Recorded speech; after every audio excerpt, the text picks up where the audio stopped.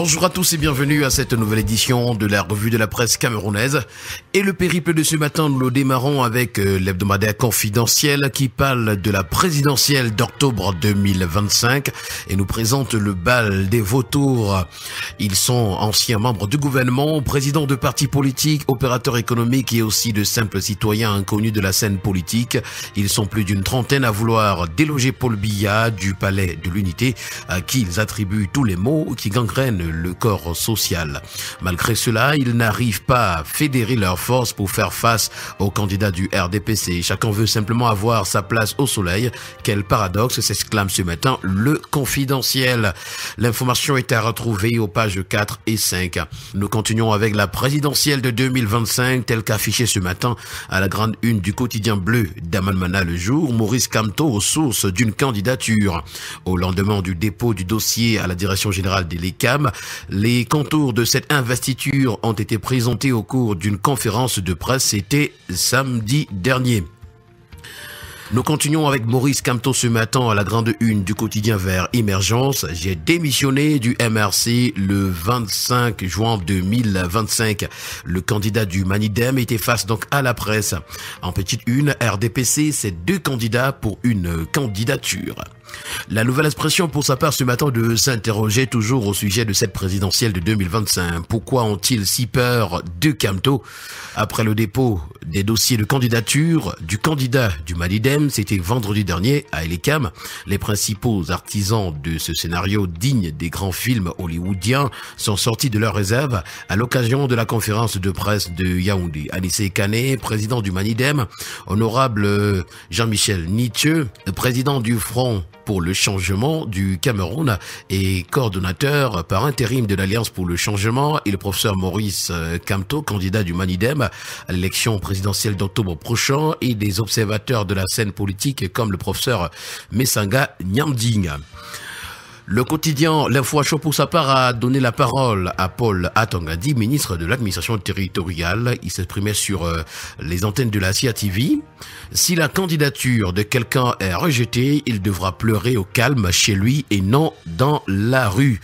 Et le Zénith de titrer ce matin arrose sur les appels au soulèvement, ces appels au chaos présents désormais sur les populations comme une épée de Damoclès, leur faisant redouter une crise ivoirienne post-électorale de 2010, démarche insensée que les populations désapprouvent en masse.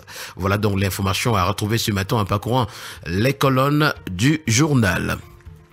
Expression politique revenant sur la présidentielle de 2025, parle de contentieux préélectoral. Le RDPC annonce déjà les couleurs. Grégoire Owona, secrétaire général adjoint du RDPC au pouvoir, a publié le 19 juin une tribune pointant des irrégularités dans les candidatures de certains concurrents déposés auprès d'Élections du Cameroun. La suite logique devrait se passer devant les institutions juridiques compétentes en la matière.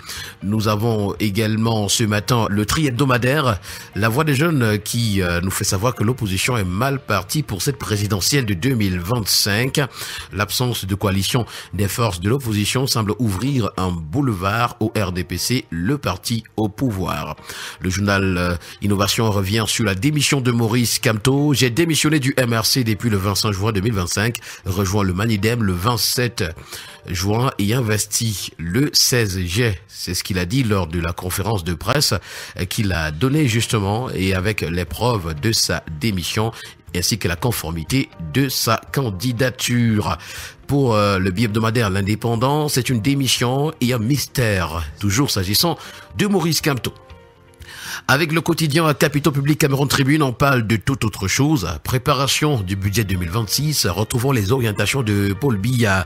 Renforcement de l'offre énergétique et restauration de l'équilibre financier du secteur de l'électricité. Mise en œuvre du plan intégré d'import, substitution agro-pastorale et halieutique. Reconstruction des régions en crise et bien d'autres sont quelques priorités contenues dans la circulaire signée le 18 juillet dernier par le président de la République. L'essentiel de l'information est à retrouver en parcourant les colonnes de Cameroun Tribune.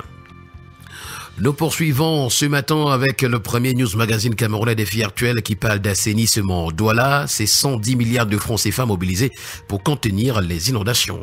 Alors que les pluies s'intensifient, le maire de la ville de Douala presse les entreprises de curage et renforce les moyens d'assainissement. C'est donc près de 110 milliards de francs CFA qui ont déjà été injectés dans les infrastructures de drainage. Une bataille urgente contre les inondations dans une ville en proie à une urbanisation galopante.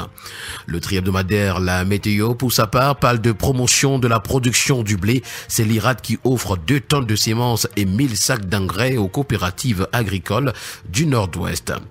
L'exportation du bois intéresse ce matin le premier quotidien économique de la zone CEMAC. Ça, c'est le journal L'économie qui nous renseigne que l'Union européenne met fin à son accord commercial avec le Cameroun. Il a reproché au pays de n'avoir pas respecté un certain nombre d'engagements dans le cadre de l'accord de partenariat volontaire qu'il a signé, c'était en 2011. Conjoncture économique s'intéresse ce matin à EDC, Electricity Development Corporation. 141,7 milliards de francs CFA, c'est le chiffre d'affaires réalisé par l'entreprise en 2024. Le quotidien, le journal de l'économie et des finances Eco-Matin, s'agissant du prix de l'action, de la souscription, des dividendes et bien d'autres, nous présente les détails de l'offre publique de vente d'actions de BGFI Holding Corporation. C'est l'information à retrouver ce matin à la page 4. En petite une, s'agissant du Cameroun, c'est la Banque mondiale qui critique la gestion des économies issues de la baisse de subventions des carburants. Le quotidien Mutation pour sa part s'intéresse au baccalauréat session de 2025 et nous présente l'Extrême Nord comme le bon dernier. La région, fille aînée du renouveau, totalise un taux de réussite de 31% contre 52% pour le littoral, classé première. Le bi-hebdomadaire Le Financier d'Afrique, s'agissant d'investissement ce matin, nous fait savoir que le projet Ndolé City obtient un financement additionnel de 6,6 milliards de dollars obtenu d'Euro Exim Bank UK. Ce financement, qui est destiné à la construction d'une nouvelle cité près de Douala, va porter à 16,6 milliards de dollars le montant des investissements à réaliser sur 7 ans. Et quotidien parle d'exonération ce matin et nous présente la loi portant incitation à l'investissement privé au Cameroun qui a été révisée.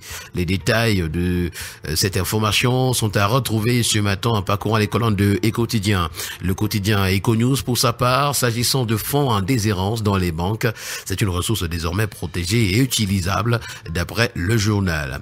On parle du budget d'investissement public de 2024 avec le quotidien régional d'information du Nord-Cameroun, ça c'est l'œil du Sahel de Guibaï Gatama. La Damawa et l'Extrême Nord sont les meilleurs élèves tels que nous le renseigne ce matin le journal en page 9. Avec le quotidien Info Plus Santé, on parle d'évacuation sanitaire à l'étranger. Les conditions d'obtention de cette évacuation-là sont évoquées ce matin à la page 9 du journal. D'ailleurs, dans une note publiée le 9 juillet 2025, le ministre de la Santé publique rappelle avec insistance à tous les praticiens sollicitant des évacuations sanitaires au bénéfice de leurs patients que toute demande doit être précédée d'un avis médical spécialisé signé de 3 experts émis par un service qualifié d'une formation sanitaire publique de première ou de deuxième catégorie. Il poursuit qu'aucune évacuation à l'étranger ne pourra être autorisé en l'absence de cet avis préalable. Et voilà qui a permis de mettre un terme à cette sortie de la revue de la presse camerounaise. Merci à vous, mesdames et messieurs, et au plaisir de vous retrouver demain pour une autre sortie. Bonne journée à vous.